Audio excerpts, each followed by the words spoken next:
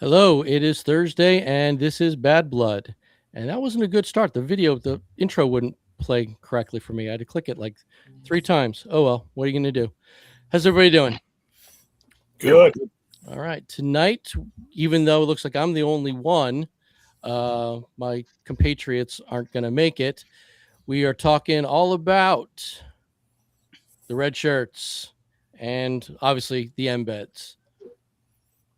So it's going to be rules, how to not be that guy and how we're going to help you to not be that guy.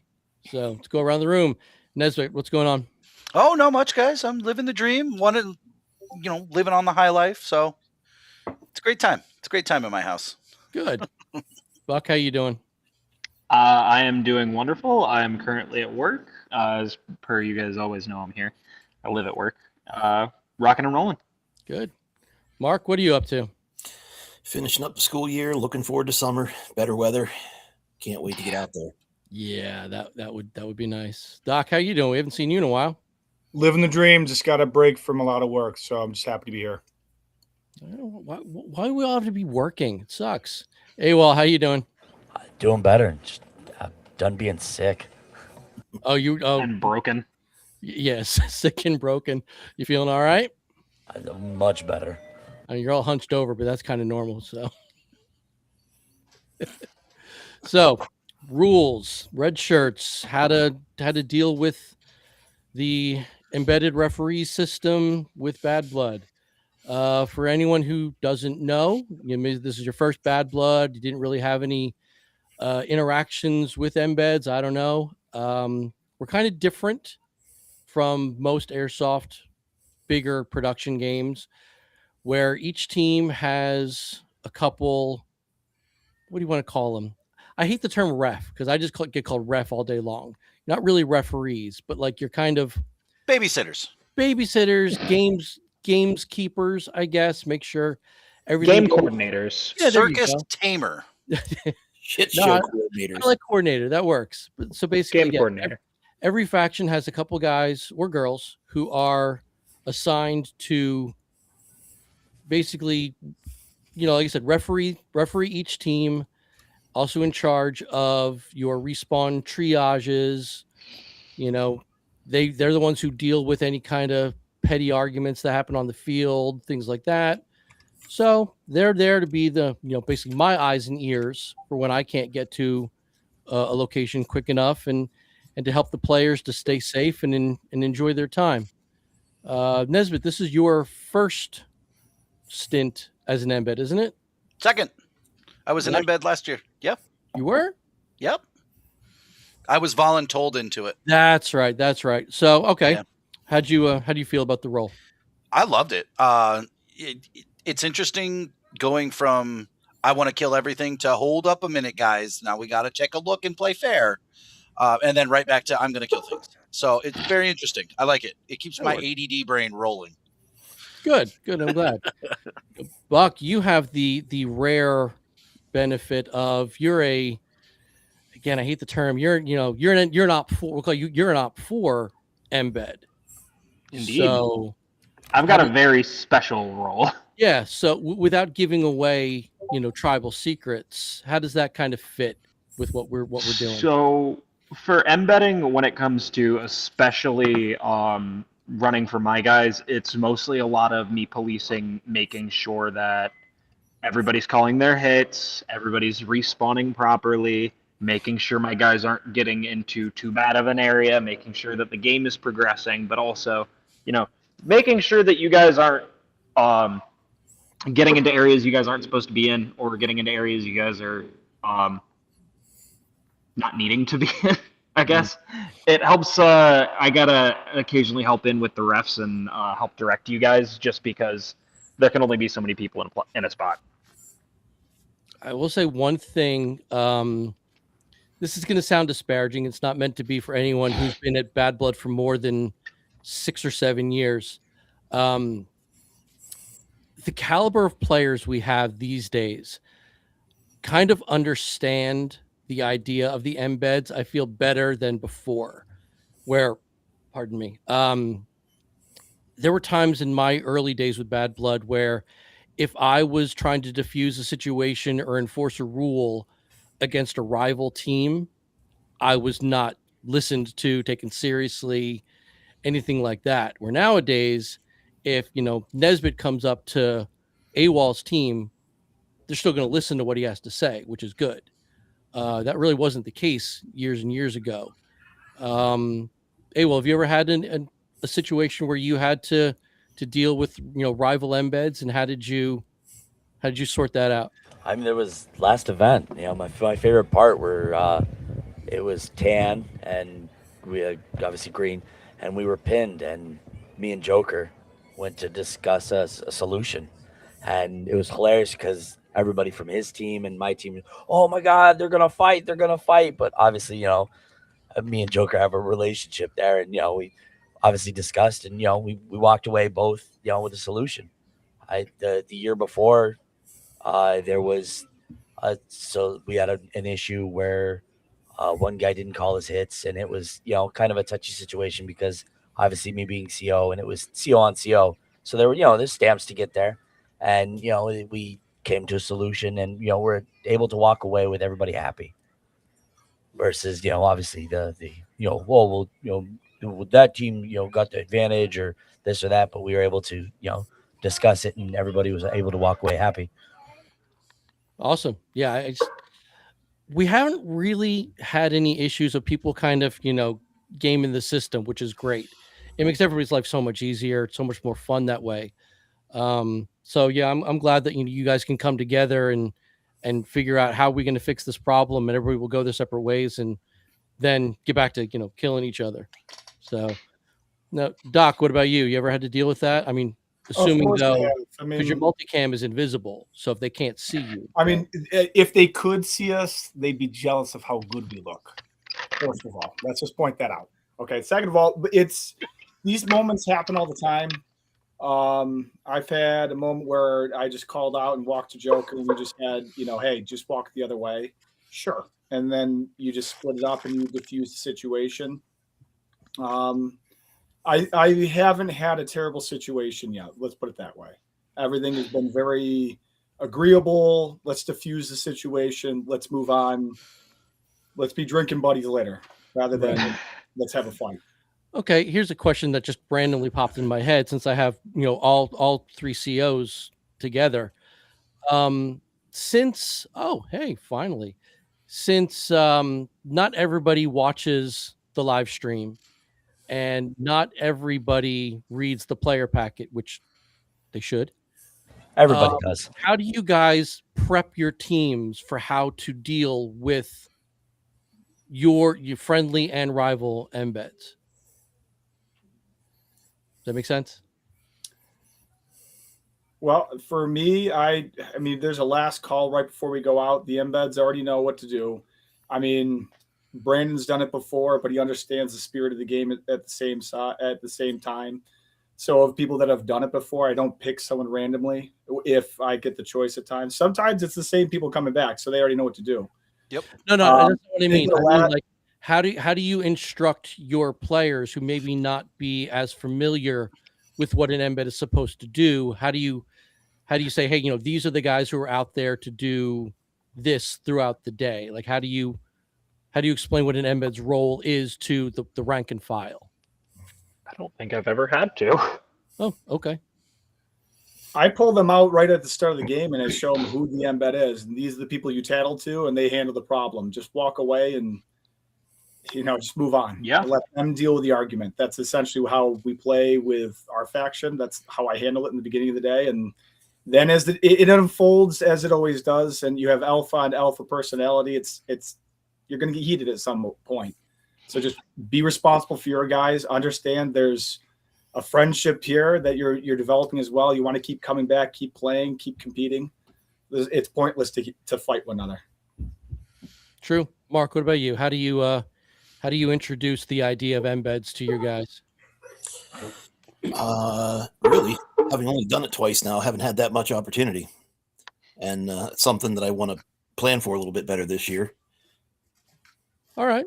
I mean, you have, at least on your side, you have two of the more experienced embeds. Todd's been doing it for Todd, pipe in. How long you been doing this?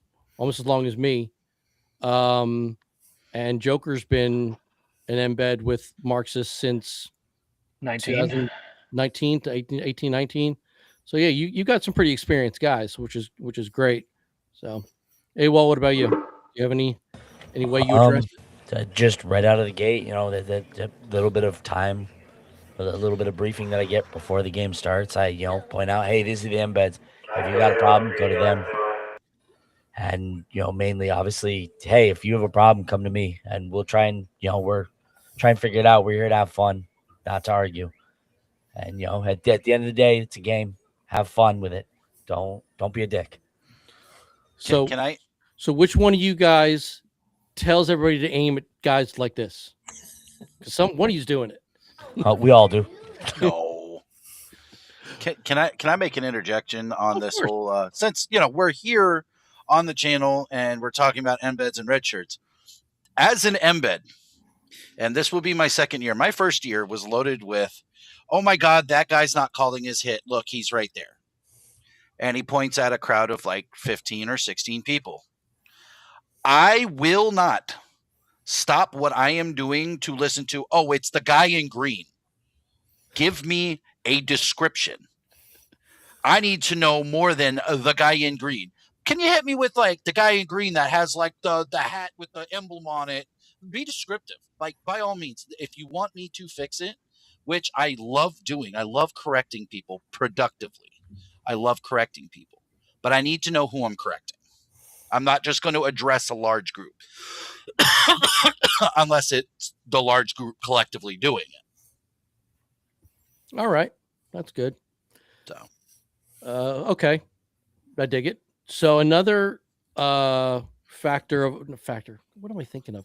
Another duty of embeds during the game obviously is, manning the triage and releasing players to get back into the suck. But also part of your job is to spot check chrono. You ever had any problems with people?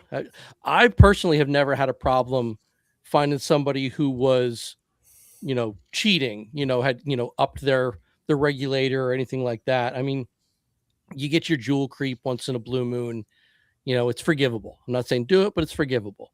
Have you ever had any, times where people were just like, whoa, hey, what's going on here? Let's talk about this. I have not personally had an issue with that. The only issue I had with trying to spot chrono people is I'm fat and I always choose the little guy. And by the time I'm about to get to him, he's like full sprint to an objective and I never catch him. Well, I say that because, you're like, well, it's the green guy. It's the green guy. Yeah. How many times are you told they're shooting hot? Go check it out. Oh yeah. Very, very frequently. Ow, that stung a lot more than I thought it should. Can you chrono check them? Yeah, sure. I'll be more than glad to. Yeah, and then you find out it's stung because the guy's using 40s. So yeah, it's gonna hurt. Yep.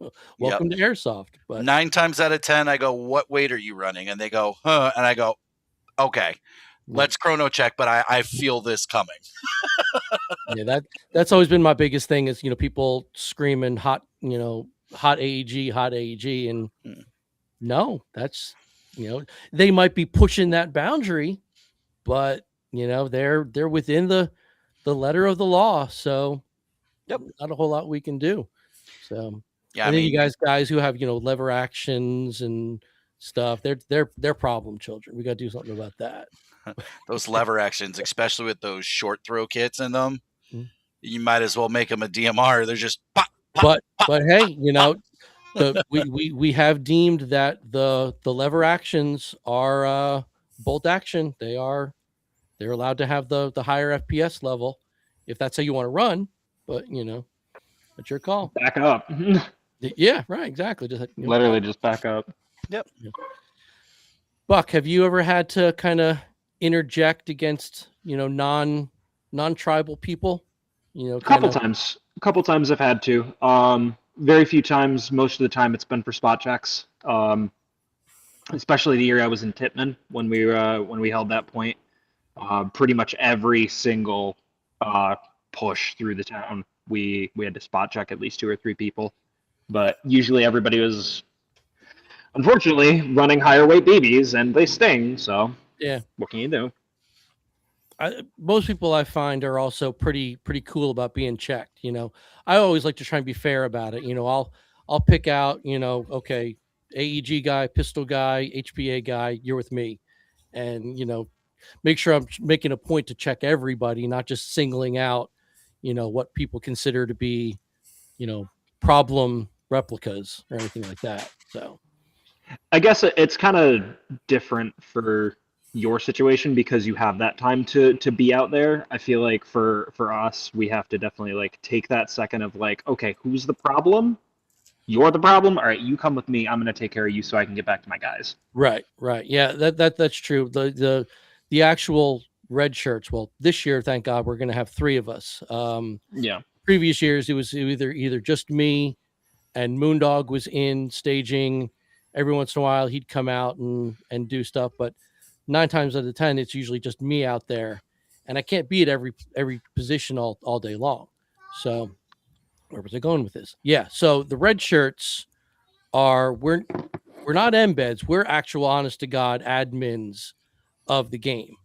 That's the why embed, combat controller. right. The embeds from each faction, while they answer to the one of the 3 COs down here as players, they still answer to the red shirts as far as rules control and stuff like that. So I know people have tried this before. They've tried to press against Sin and basically test his authority, and they're like, no, embeds have the highest authority on the field. Just because they're not an admin, in walking around in a red shirt doesn't mean that embeds have any less authority to say how the situation is going to go down.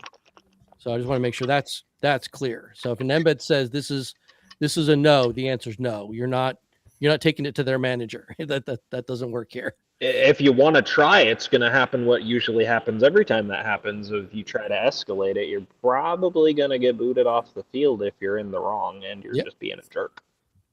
Yeah. And hopefully that's not going to be a case this year. We're not going to have to do that. Everybody's going to follow along with how they should be. So I don't know. So Nesbitt, for you again, how do you feel about being an actual fighting participant who then just randomly, oh, I got to stop, I got a job to do? Like how does your mind switch from one to the other? Because I've done it too, but I want to know how you feel about it. Well, okay, so this is going to sound dumb, but it goes back to a lot of it I take from being a father. And I hear daddy, daddy, daddy when I'm in the middle of something, and my brain just snaps over to what's going on. It's the same thing. Oh, I need an embed. I need a ref. You're shooting hot. Those are like trigger words for me. I hear those and I'm like, the hell did you say? And then I focus on that. I'll stop what I'm doing. I'll disconnect my line, sling the LMG around my back, pull out my flag and address it. And then once that's addressed, I take a minute because 9 times out of 10, it's never a simple stop being an asshole. And then everything's Gucci. Usually it's an argument or somebody has something to say. You just take a minute, recompose the situation, evaluate the field, go do your thing. So for me, it's pretty easy to jump back and forth between the roles. What about you, Buck? Being you're more the guerrilla warrior out there. How's that work going from sneaky peeky to, look at me, I'm over here, back to sneaky peeky? It's definitely a fun time for me with that. I always end up having to like duck into. Last year I used the little water tents a lot to try to de-escalate situations because if I need to be seen, I'm going to go to a public spot. If you don't want to see me, I'm going to disappear into the woodline. That works. Okay, COs. You guys, even though obviously you're not the official embeds of your team, you're still the administrators of your faction. So your word is law as well. That we're not going to question that. Have you ever had times where like people just were not there for it, and you had to deal with your own team who just wasn't listening to how the game is meant to be played? Yes, and especially after you figured out a solution to the problem, they continued doing it. Ugh. We're just a little stupid. We don't know no better. You just had like at that point you remove yourself from the like. I have to go address it at that point. It's my guy, and I can see it. So that's essentially how you handle it. You just go up to the guy and tell him you got to cool off. You got to walk away. Just go to the parking lot. It's what I usually tell the guys if they get to a point. Go to the food truck. Go He's to the really- food truck. Yeah, Is there the you go. best Really good one. at Couple hours Go in, get you're a snack. definitely angry at that point. Let it go. Yeah. Mark, what about you? You ever had to kind of, drop that hammer on somebody? Not yet. Good. See, this is why black shirts, black and tan, and Marxists always kind of just knew what they were doing. To mess with them. That's why I don't know why people mess with them. You try to say we're problem children over here? At least we look good. Hey, well, what about you? I'll take it. Listen, I if don't the know. flag I- sticks, I've always kicked a guy off right before the game starts. Every event, the first thing I do is I sweep through and I look for goggles, and they always get pissed at me like it's a joke. Hey, you don't have full seal. Get off the field. And without fail, at least one guy every event, and he always looks at me like I'm a fucking idiot. Hey, sorry, safety's first. I have to do that with my specific group of guys that are coming with me this year because a few of them love to wear Oakley M frames. So I stocked up on all of the little low profile full seal goggles I could, and I got them in my little admin box that'll be bringing with me on the field. Wait, we can't wear the M frames even with the seals? You can wear the M frames with the seals. If you don't have the seals and you try to be a sneaky little jerk and hide them and not use them, then it's a problem. Yeah, but those seals are still not perfect either. I mean, They're not enough. I don't like them, and I don't like the fact that people use them. People are going to lose their eyes to those freaking goggles. I don't like them at all. yeah, I've seen some Enough of this really I bad ideas before. Like, I think it was, Buck, I think you might remember. I think it was 2, maybe 3 years ago. Some dude came out with plumber's goggles. Talking about the the molded Yeah. things. It's like, I hate that they thought. They're construction rated. Yeah, I hate that they think it's a great idea to try and fake the Halo kits with just the little tab that sits above it and just put those in, thinking, I've never seen that. That's Yeah. something. People have gotten sneaky with it over the years because the Oakley M frames are notorious for not fogging. So So I get I'm it. a straight dick about it. Like, I will come up to somebody if they have Oakleys and stuff, and I will physically move their head to see if I can see the Halo kit instead of just the tab for the Halo kit. 'Cause Oh, I would yeah, no, rather I'll somebody be- get off the field and instead of losing an eye. I'm gonna maybe be like, hey, what you got up under there? How you doing? maybe this is my own naivety, but why? Like, I this is a real question. Like, what is there to gain from doing that? No They fog. they don't fog up. Oh, it's just a simple fogging thing. Okay. Yeah. That is legitimately everyone's concern. Is fog. And I will Every time. tell you, as somebody that runs the Oakley M frames with the heavy gasket, the big thick one that runs the entire border. It doesn't matter what X-Fog machine you use, what kind of anti-fog you use, they're gonna fog, period. Yeah. There's nothing I have found. I've tried even going through the lengths of buffing the lenses with jeweler's polish, like a lot of people are recommending to get that like crystal clear film on it, and they still fog up after about 3 hours on the field. It doesn't matter. It's I gonna mean, happen. Yeah, it's gonna happen. Just keep moving. Like, airflow is. Thank you, Todsky. Thank you, Todd. I mean, airflow will fix that. Just keep moving. Like, I don't.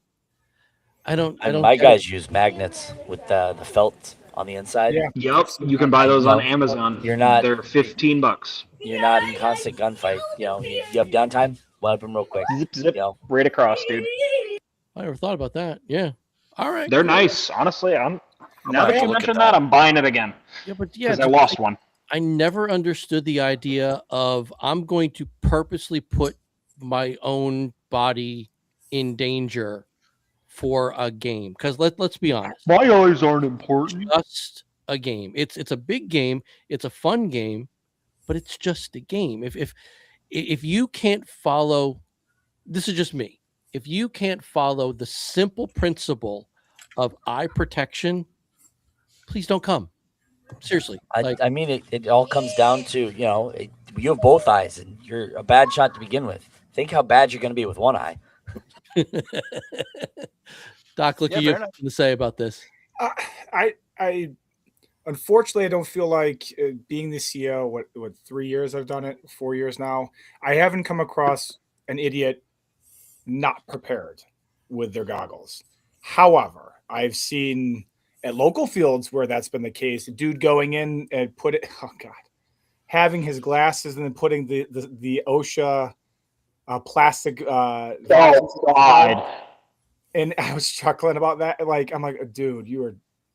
I'm with you. Ian. I really don't understand the eye protection not doing what's necessary. If anybody remembers how I go out onto the field, I do wear glasses that are sort of like what you're saying.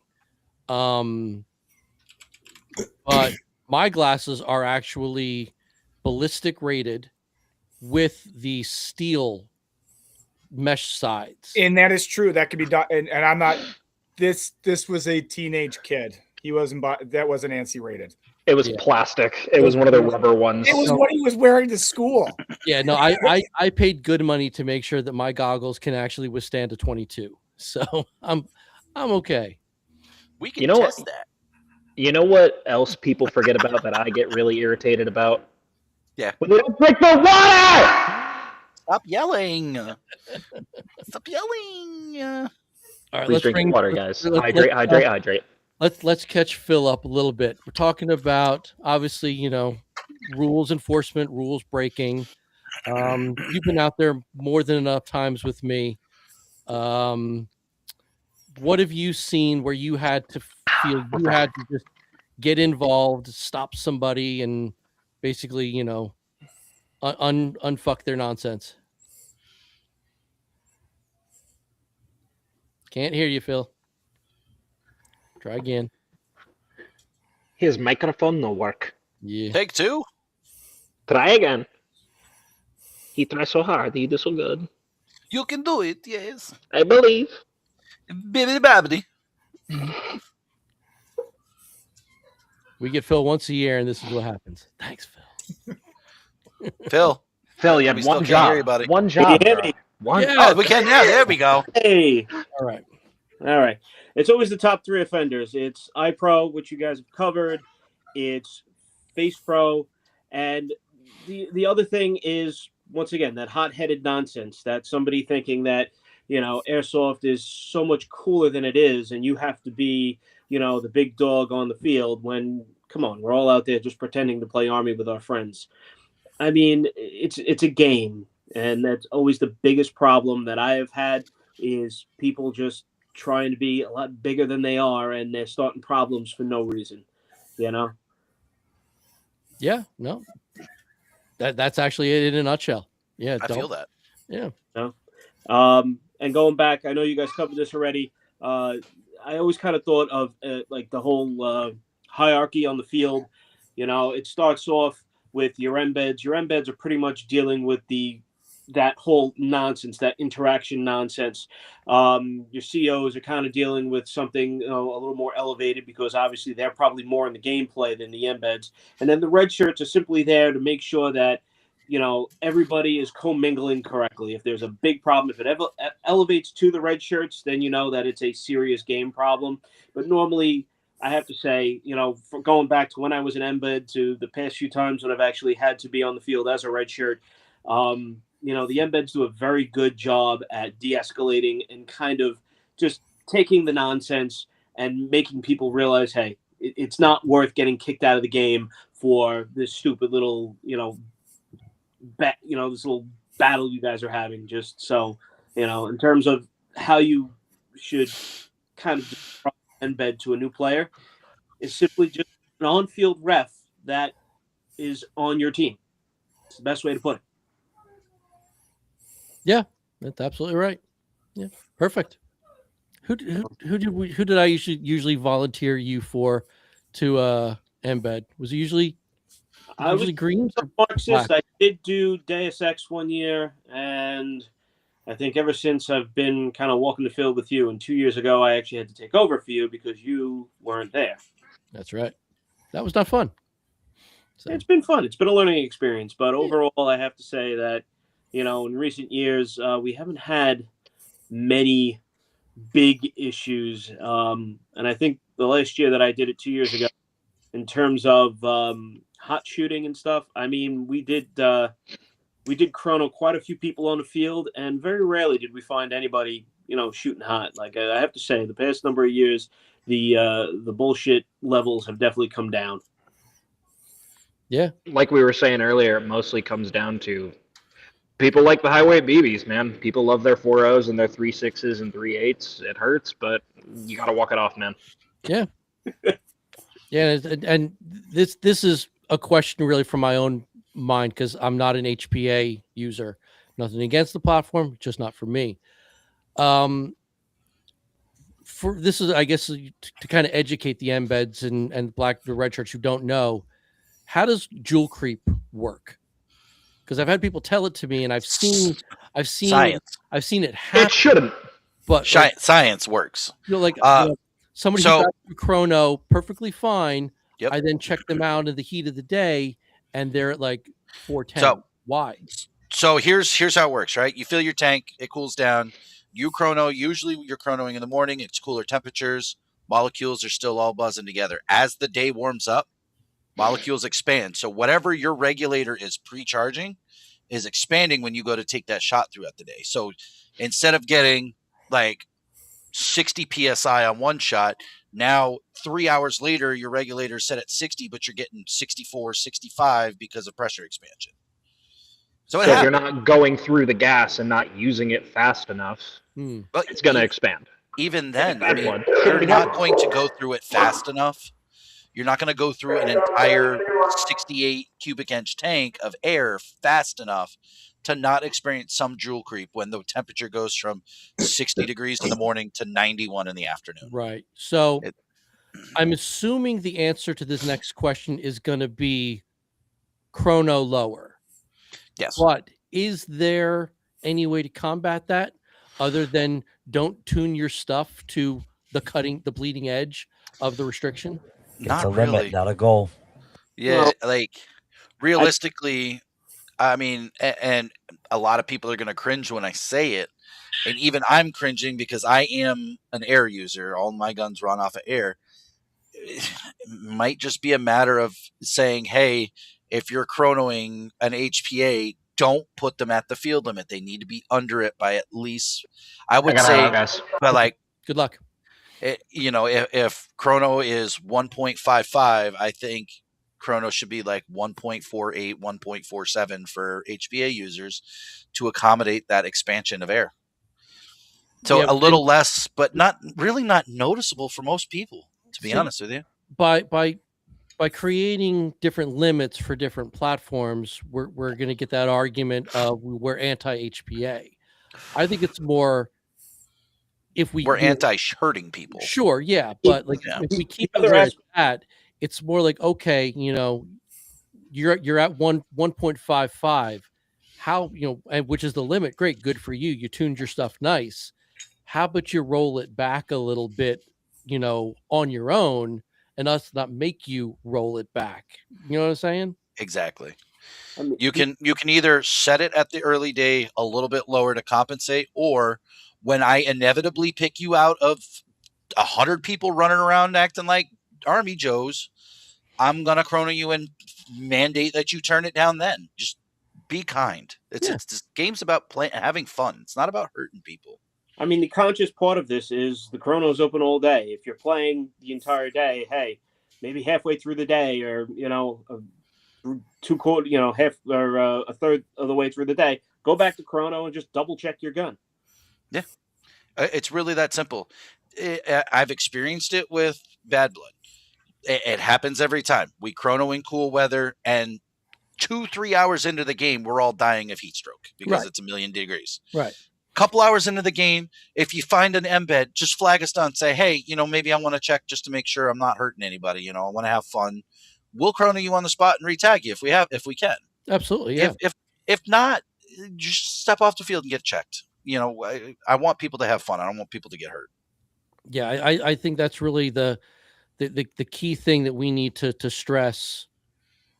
Every episode, which we always do, is this is a charity event to have fun. This isn't about you being airsoft god. It's about, like Phil said, it's about a bunch of guys and gals running around the woods playing army man with their friends. Yep. Just don't. I mean, to paraphrase Moondog and his original rule set, don't be a douche. Don't be that guy. Like, other than hurting people, the only person you're hurting is yourself, because we're gonna find you and we're gonna ask you to leave. I'd say it again, and I'll say it till I'm blue in the face. It's a limit, not a goal. Yeah. Yep. Yeah, I think that's the most important thing. And thing is, nobody's above the rules either. Like AWOL, Doc, Mark, Nesbitt, you're all going to get chronoed. Yep. You're all going to probably get spot chronoed once or twice. I actually last year I chronoed myself because I had a couple shots that hit the wall a little harder than I wanted them to. So I pulled out the chrono and I checked myself. I actually had to turn my regulator down.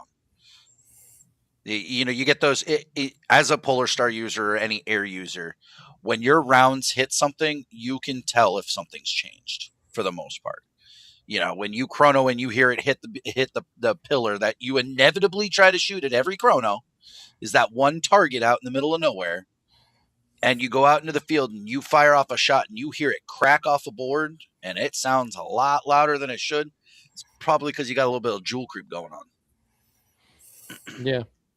And I'm probably going to call a lot of people out, and I'm sure I'm going to get criticized for this, but the hardcore mentality of bad blood has definitely creeped over the last years, and you don't get those players that are on the field all day long. So, dude, you're going back to your car to grab a water, grab a snack, grab lunch, stop by the chrono, take a few shots. If you have to adjust, just let somebody know, they'll adjust you. It's not like we're asking you to go out of your way across the field. You guys are heading past the chrono anyway. Just stop in, double check your weapon. That's all. No, I agree. Yeah, and especially the past few years with the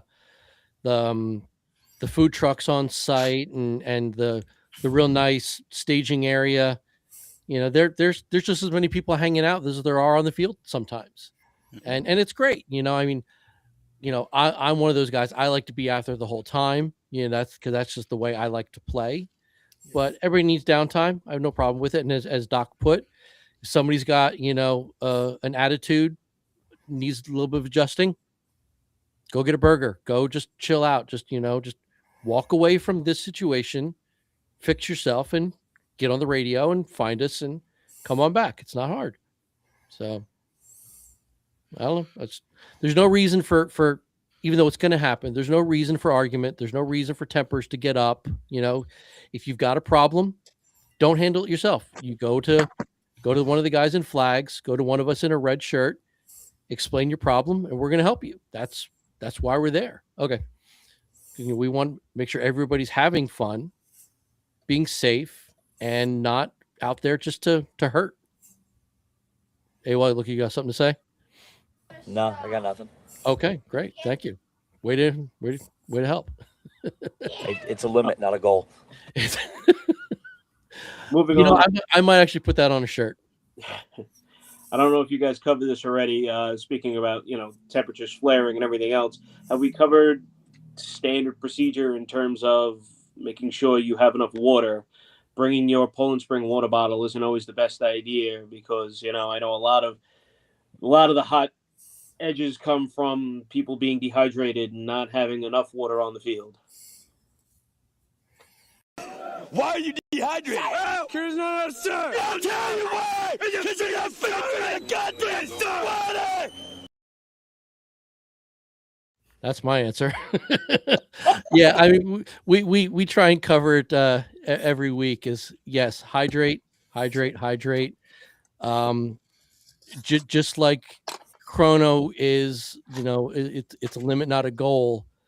We're not kidding about the water requirements. You're right. Coming out there with a little Poland Spring in your back pocket is not hydration. It's an emergency sip is all that is, and don't count on the what are they called?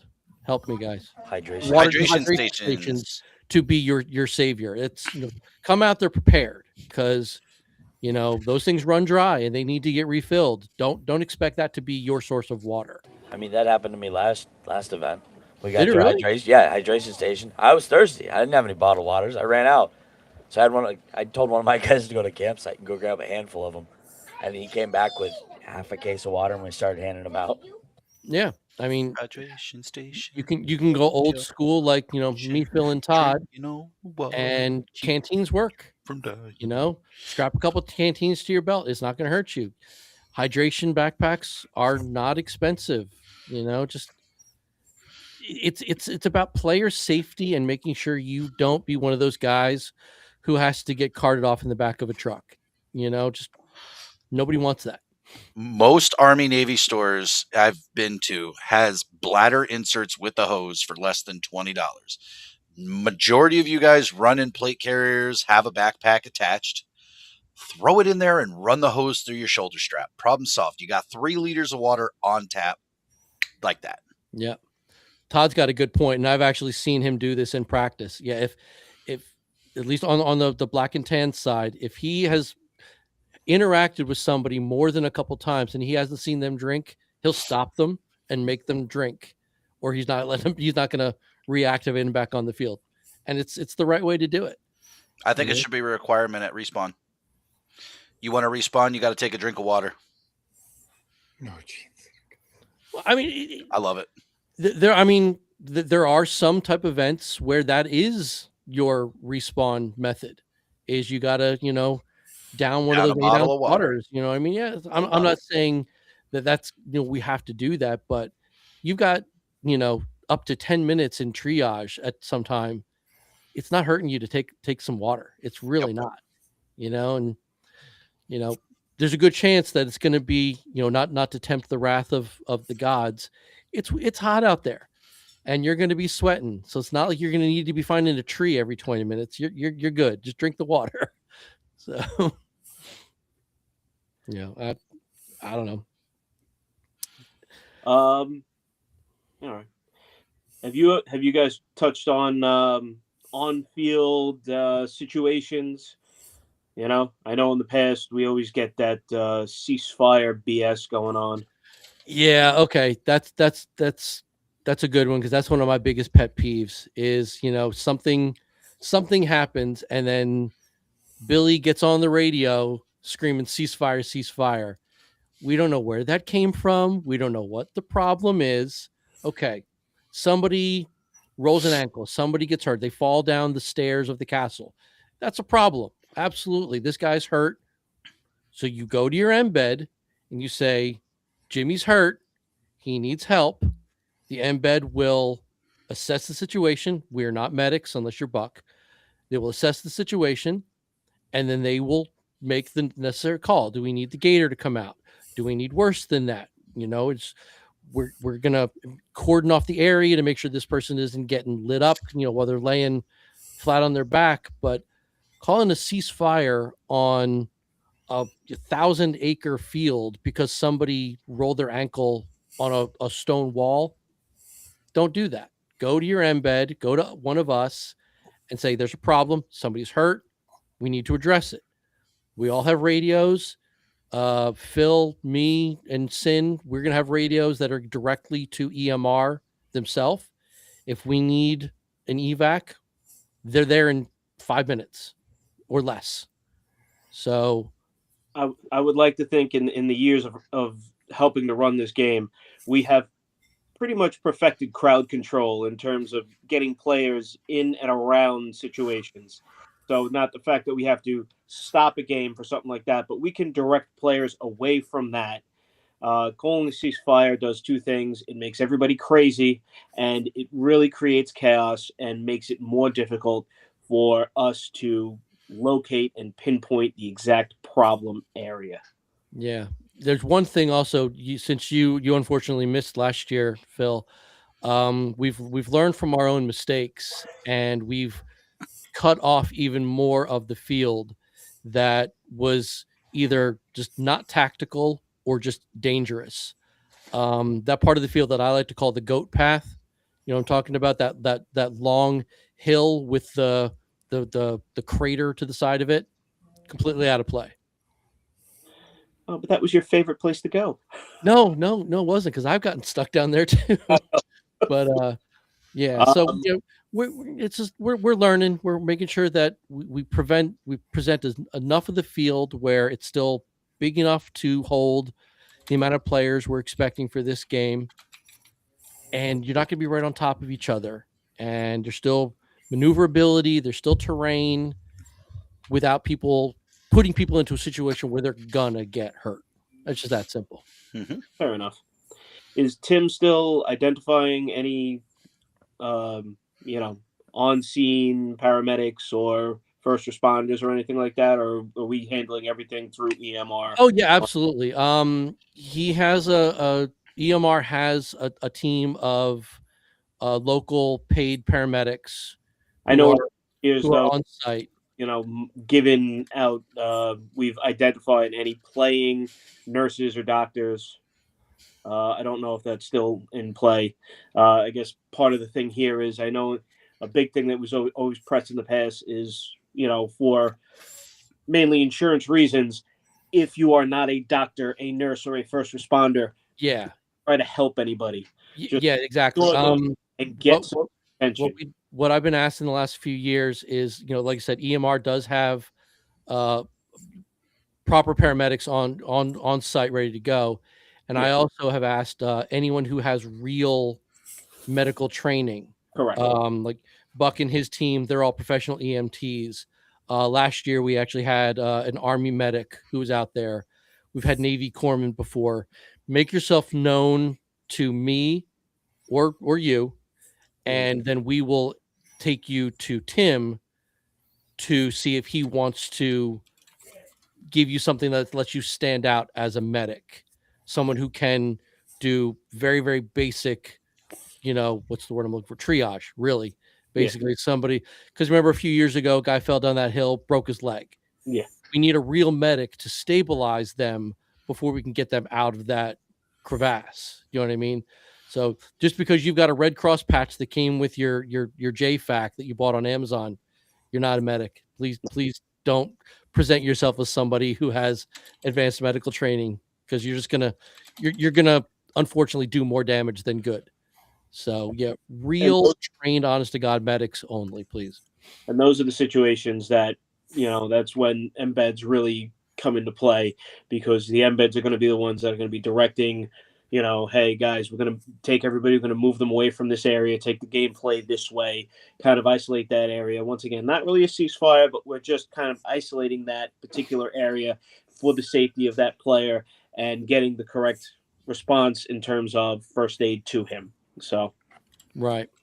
Where was I going with this? I had a thought. Oh yeah, right. You're saying about the players. So to kind of wrap it up, I do want to cover things that aren't rules based. Tickets are moving pretty good, which is making me happy. So if anybody has a real need to be on a very specific squad, get your tickets. Get your tickets bought now, because things are going to sell out. Make sure you get your spot that you want on the team you want to play for, the CO that you want. The three of you guys excuse me. You guys all approach the way you run your It's pretty nasty. differently.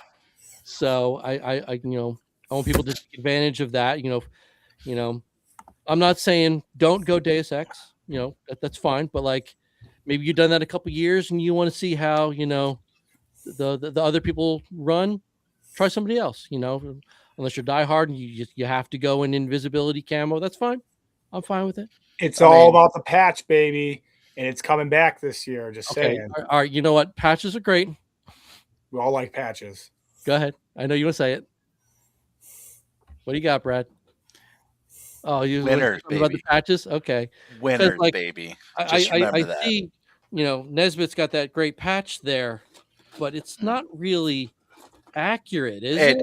It is 100% accurate. But So is this. That was from. If you see the year there, Yeah. Can you see the year on that? Is that a real patch? Yeah. Uh, That's a real patch. in all fairness, I'll give this one to Ian. I actually have one of those, and I played for Deus Ex. I got one too. They were welcome. very nice. That's why I gave them one of my patches. No, too. no, you didn't give me Camaraderie. one. I from I there, won softies. one. I won one from one of your green boys who decided to gamble it on a rock paper scissors. Oh, see, that's how it's supposed to be. Yeah. I like that. Yeah. It's cold, but I like it. So last thing I want to cover is 2 weeks ago we did our first giveaway for some shot show exclusive Evic patches and some Moondog swag. This was the giveaway. Let me show everybody. Oh, Right now, I don't know what went wrong. I don't know. Maybe I was not as popular as I wish I was. Only 2 players entered themselves into the raffle.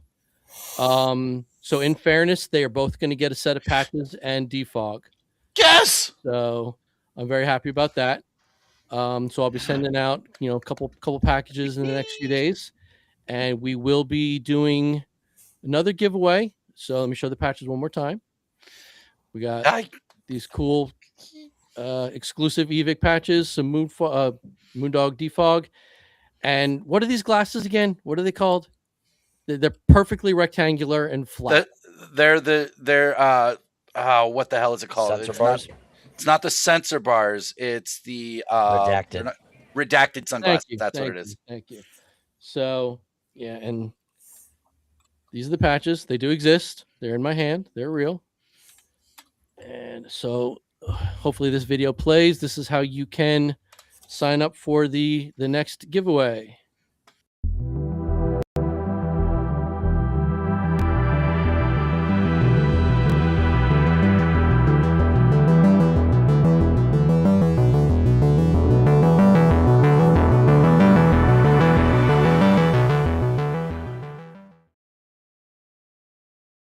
Okay, so let me check our schedule real fast because we're getting down to the wire. Game's coming soon, so we're going to be increasing the frequency of the streams. Let's see, when is our next stream is going to be? Give me 1 second. Oh, I just went really bright, didn't I? Come on. All right. So today is the 7th. Yeah, our next episode is going to be in 2 weeks, the 21st. And we're going to be talking all about I'm calling it the bonus round. We're going to be talking about the night op. We're going to be talking about Dead Blood. And then, our normal nonsense. So you got 2 weeks to subscribe to New York City Airsoft YouTube if you haven't already. Send in proof of your subscription. Get yourself in for the next raffle. And yeah, it's going to be great. So let's take it around the room one more time. Nesbitt, what you got going on the next couple of weeks? Gearing up for school and hydrating. Good. AWOL? Now that nicer weather's here, I'm gonna pull my gear out and actually use it. Yeah, I wish. Phil? I gotta dig my gear out. Luckily, I don't need much, just a red shirt and my canteens. But gotta dust those canteens off.